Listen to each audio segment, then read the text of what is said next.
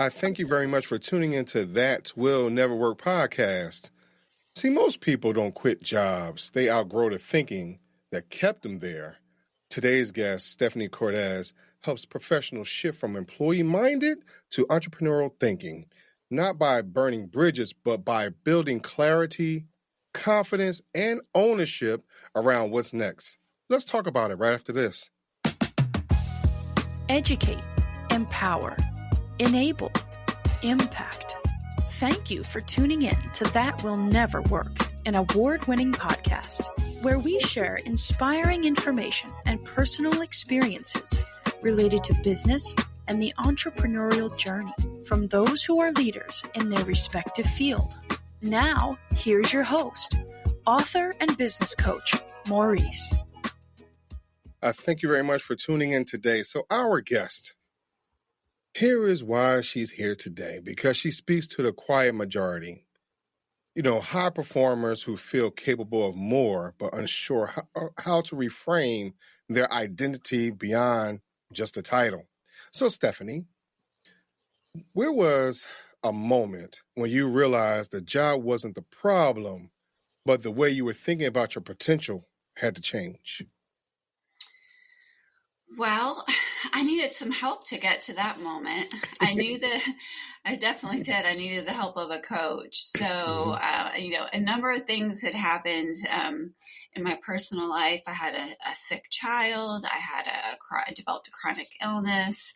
I knew I wasn't happy in my work anymore, even though I had a great boss and a good team. I had certainly been impacted by layoffs and the stress of people being affected by layoffs around me, which is stressful, even if you haven't been laid off yourself. To be in that corporate world and have that constantly happening around you, that'll wear you out.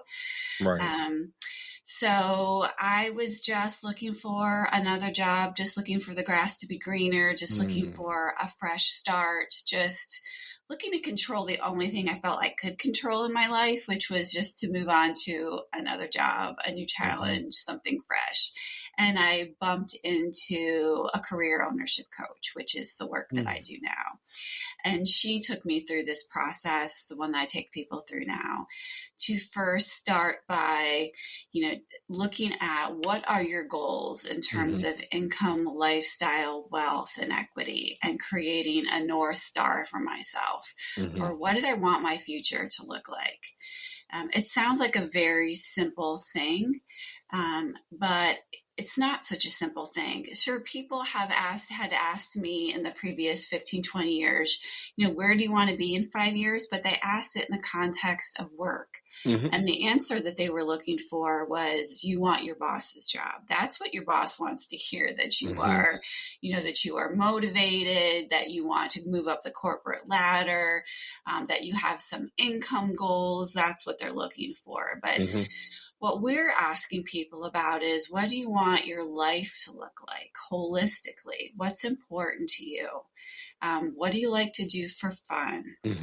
So asking me those questions and me talking to my clients about those things now open up avenues and thoughts that I hadn't had any time for as an adult. My life had changed dramatically since I finished college. I had a family, I had children, I had health issues, and being able to take stock of that was the start of, that was the moment when I met with the coach and she asked me those questions before talking to me about business ownership or what kind of a job was I looking for. It was first start with that. So that was the real moment.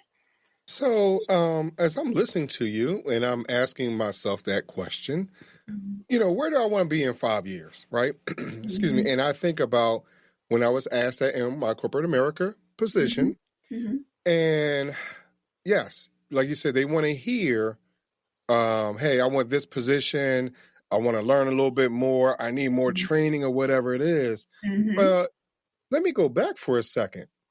When I might have been asked that question the very first time, maybe in my life that I can remember, let's say first and second grade, when we used to have police officers and firefighters and, people come to the school and say, hey, here's where you can go. And so, unfortunately, we were taught at such a young age to have a job, right? To be in the corporate America space and not necessarily, hey, you know what? You can think outside of this box. So we were Right. taught to stay in the box. So how would you consider talking to someone? I won't give up all your secrets, but how would you consider or speak to someone to say, hey, you know what? You are allowed to think outside of that box from a second grader. Yeah. So what's fascinating to me is that I don't think that's the case anymore in school. Mm-hmm. And I've got this on my desk, and this is something that my youngest is in 6th grade, but when he was 4th grade, he brought this home. And I show it to my clients all the time. And this is amazing. I'll cover up his name here. It's got the traits, my entrepreneur traits card. And they are talking to kids, maybe not in every school district in the country, but in my little corner of Ohio, they are. And they're talking about the traits of entrepreneur and that this is a path for the future, which I think is amazing because certainly nobody was talking to anyone about this when I was in school. And I think that it's amazing that they're introducing this to kids now as a path. And when I told him that I invested in a business when, he was a little bit younger than 4th grade, he said, oh my gosh, how big is your building going to be? Because he just pictured I was going to, build a skyscraper, right? He's going to be the architect for it. Yeah, exactly. So I love that they're introducing it as a concept now. It's not something that was pitched to us. When I was in school. I'm 50. When I was in school, it was like, go to college or else, And in fact, I got to tell you, in the spirit of the name of the podcast, That Will Never Work, kind of a negative connotation. I was raised with a lot of negative reinforcement. Like I tried to raise my kids with a lot of positive reinforcement. Like, you can do that. Yeah, you got this. You can be anything you want. Right. That's not really what my parents believed in. They believed in negative reinforcement. Like, you're not smart enough to go to college. If you can't do better than C's in high school, you can't go to college. So then therefore I did not go to college when I turned 18. I wasn't like my friends going off to live in dorms. My parents were like, you can't go to college. You're not, you're not smart enough. And that was very motivating for me. So I respond well to negative. That's how I was raised. So I think, there's different types of motivation that you can have, and that has worked very well for me. So not only did I go to college, I got a master's degree, and then I achieved everything I ever dreamed of in the corporate world. But I didn't end up happy. And so I had to find another path. And to bring it back full circle to what I think you originally asked me is what we do when you create those goals and then that North Star statement is we say, okay, let's look at the different vehicles for success. Some of them you already know. You could be in the corporate world, have a W-2 job. And that has great benefits. That's what funded my investment in my business, was the money that I made in that W-2 world. Right. But there's other options too. Some are, maybe you can meet your goals through investments in the real estate or the stock market, or maybe it's business ownership. And there's a lot of different paths to business ownership. So then we start talking about that because we didn't learn about it when we were in 4th grade. It's kind of a mystery. It's a black box. We know some people are selling things on Amazon or Etsy. Some people have brilliant ideas. They've come with amazing inventions, and I'm never going to come up with amazing invention. That's just never going to happen for me.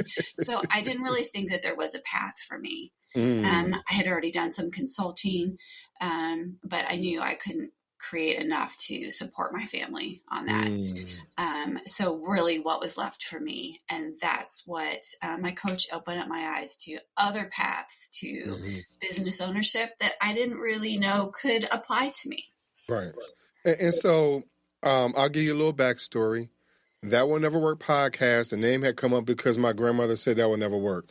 She told me that, Maurice, only I can do this. I'm smarter than you. It's the older generation mentality. Yeah. That you won't be on my level at any point in time in your life. And so I've heard that a lot growing up. Again, that negative, quote unquote, reinforcement. So it gives you a little bit of fuel, but also you start to understand, I know for myself, a lot of that was out of fear. And so just like yourself, I turn 18, I get out of high school. I don't go straight to college either. I started working in corporate America. And not only did I start working in corporate America, I was working at the same job my mom was working at, and so it kept me close, but there was fear of me spreading my wings way too much. I guess they could see my potential, because I'm outside the box. I'm not thinking the same way. I'm not, even though you might have those individuals raised me in that environment, but I saw way too many other things out there, to say, hey, let's go and do something else. So you and I are the same age, so we're in the same place, the same space, and so, and so what I'm getting at is that in order for me to transition from that second grader, high schooler, to now I'm in corporate America, and corporate America kind of pushes you into going to college a little bit, especially if you want to go up the rungs a little bit, right? But in that, when you start going to school, and as you get older, I know for myself, I started thinking a little differently. I started feeling a little differently. I started seeing my potential differently, and so for myself, I started thinking differently from an employee to an entrepreneur. So how about yourself? Did you find a difference thinking as an employee, transitioning into this entrepreneurship? And do you think that there is a really big difference? What I felt when I started researching with the guidance of my coach and learning about specific businesses and what it took to succeed in those businesses, at first I felt fear. Like, I don't know if I could do this. I mean, I recognized that I was a business person, but I worked in a specific field. In my case, I worked for insurance companies, and I have a master's degree in clinical informatics. So I was a data person, a nerd. I worked on strategy.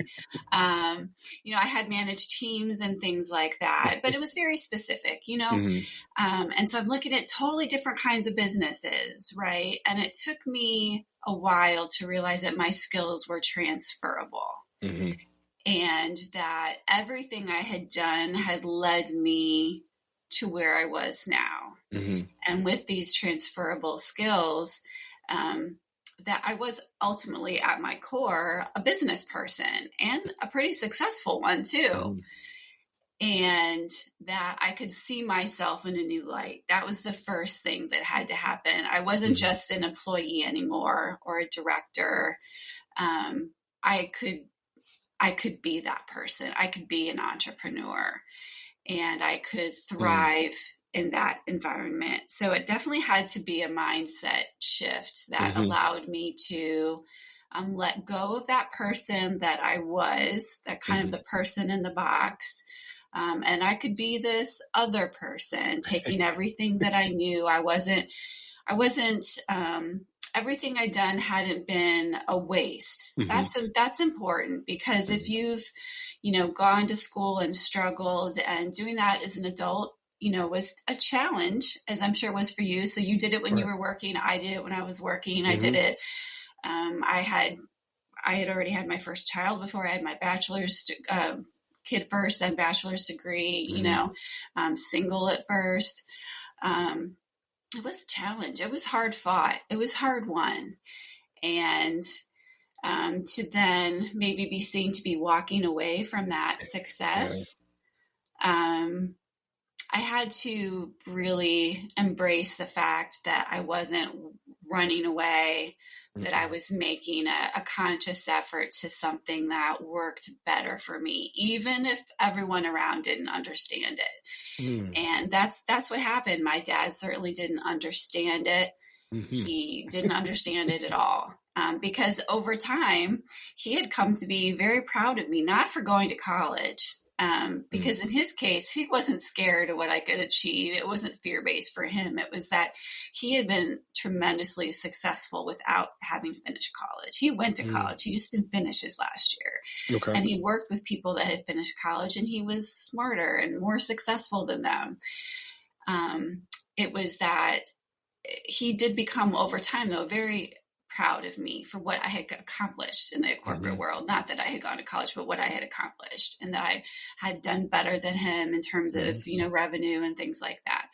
So for me to walk away was very hard for him to understand, even if I didn't like it, even if I didn't was happy. He was like, what does that have to do with anything? Right. It's a new day, Dad. You don't have to keep doing things, even if you don't like them. But all that school, all that education, well, I'm gonna try something else. Right. And I explained the business to him and the model, and he's like, I really don't, I don't get it. I don't think this is gonna work. I'm like, Dad, it's gonna work. I've researched it. I've done all the due diligence. I'm gonna make it work. It's gonna work. So I think that, it was a challenge to leave that. It was a challenge to hear everybody, so many people wish me well, but say, I don't think it's going to work, but don't worry, you're welcome to come back. You will be welcome with open arms. And I heard a lot of that too. It didn't hurt my feelings. But I wouldn't say I was overwhelmed with support. So I think one of the things, there's a lot of things that's parallel as I'm listening to you speak. I know from my experiences, people didn't value that, hey, what I was doing in my corporate America position, there was value somewhere else. People could value it even more. And I can influence a larger group of people. I can really make a true change in the world, not just on this corner. And sometimes we don't understand what that really means. And then because we don't understand the value, we don't take ownership of what we really know. We don't have that confidence. We dealing with imposter syndrome or not understanding our purpose. Like, there's so many different ideas that we totally don't understand. Yes, some of those terms might be cliche or popular at the moment, but when you start to really understand, dig a lot deeper, there's a whole nother meaning to that. And I know for myself, that was my transition from corporate America to entrepreneurial, my entrepreneurial journey. Even with me doing the podcast, I listened to my great aunt. I just told you about it off, in the green room. And she said she listened to the radio and she's like, Maurice, I heard that there's a podcast award show going on. And I was trying to tell one of your cousins about the podcast. I don't know. I don't understand podcasting, but she, at the same time, she was saying she doesn't understand it, but she was kind of ripping it apart a little bit, because you don't understand it's outside of the realm of what is perceived normal for that space or place or mindset. Right. Yeah. Absolutely. Absolutely. It's so different. What you're doing is so different than anything anyone in your family has done before. It's very hard to understand. Right. And I think that's what happens as an employee. We start thinking about those things that are possible, but like you stated, your employer was like, hey, you're welcome to come back, open arms, type thing, because we also see what you're bringing to us, how you bringing us revenue, all that type of stuff. But you know what? I can make the revenue on my own. And so how can people practice ownership of their own value, of their own knowledge, of their own education before they start to really change into that title of CEO, president, whatever it might be? Yeah. So I think the process that I take people through and that I went through myself, what's great is that I went through this myself. So my life has changed by it. So I'm so passionate about it. So passionate that I walked away from, my own corporate job to do this full time and to change other people's lives too. Right. It meant so much to me. So my process is based on education, awareness, and discovery. So, Mm. we first set the goals and the North Star, and then we look at the different vehicles of success. And then, it's really important that people come with an open mind. And then with that, they can learn about different types of opportunities and ownership. And, we talk about career ownership. So, I'm a coach, I'm not a salesperson. So, in fact, I'm a career ownership coach. So, we talk about what does it mean to own your career? Well, it means you don't let your career drag you through your life. So, what people determine and what I'm trying to coach to is a point of clarity where my clients decide what is the right vehicle of success for them to meet their goals. What's the right income path? So, about a third of the time, my clients decide that business ownership is the right path for them. But 2/3 of the time, they decide that it's not after learning more about it, because it's not for everybody. And that's okay. But people still, having gone through the process and thought about what they want their life to look like in terms of income, lifestyle, wealth, and equity, they make changes, though, in their career, and they own what they're doing moving forward instead of just being dragged along. So maybe they decide they need to stay in the W-2 world, but not in the job that they're in, that they want to change into a different role or a different industry. And so you'll find, if you look at my reviews on Google Business or LinkedIn, that a lot of my reviews are from people that didn't go into business ownership, but people who still valued the experience and have taken ownership of their careers. So, that is the outcome of this process, is coming to that point of clarity and owning your career no matter which way you decide to go. And I celebrate all of that with my clients. So there is something that you just mentioned in that moment of you speaking, and I want people to understand maybe this definition, especially from your perspective. It is 2 words that you stated. It might have a hyphen in it, depending on how you decide to spell it. But what is your definition of open-minded? Open-minded is just being willing to learn about something. And I don't know if that needs a hyphen or not. I'd have to run it. I'd have to run it through Word. I really don't know. Just being willing to learn about something new and open to the idea there's other possibilities out there. Because if I hadn't done that, then I would still be miserable in some corporate America job, and you would be, and so many people would be. And the truth is, my life is better in every single facet now that I've made that change. My lifestyle is better. My chronic health issue, it still exists, but it's completely in remission. I don't wake up at night with having nightmares about my work. I have nice conversations with people all day, only with people who want to talk to me. I don't struggle with PowerPoints. There's no meeting after the meeting. There's no office politics. My life is completely different.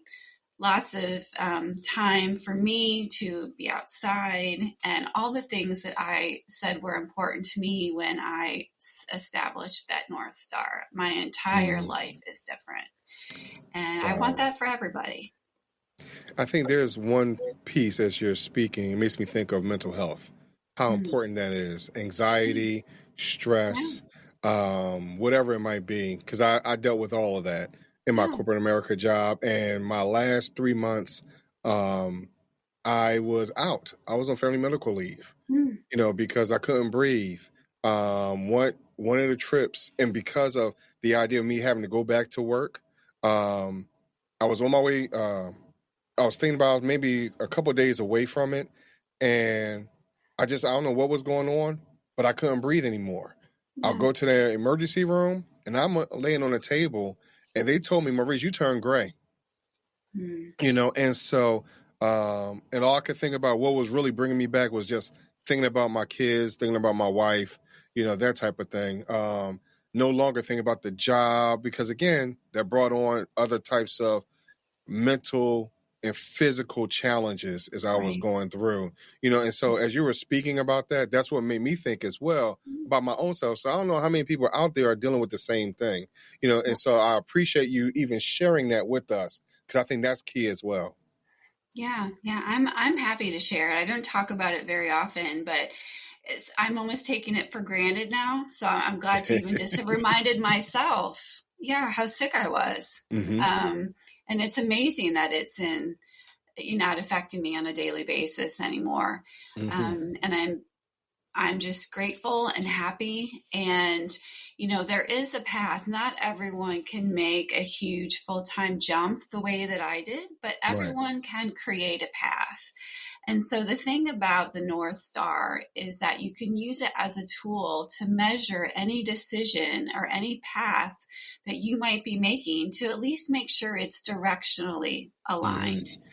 And there's lots of different paths that you can take to ultimately get you to your goals. So that's what I work on with my clients, different steps and ways to get to those ultimate goals that you have set for yourself. So it's definitely a passion of mine. I enjoy doing it, and it's such a pleasure to be able to do this kind of work. Mm-hmm. It's fantastic. So for those individuals that are open-minded enough and they want to say, hey, you know what, Stephanie, I am really tired of being stressed out. I don't know what else to do with my life. And they really need to talk to you. Where can they find you?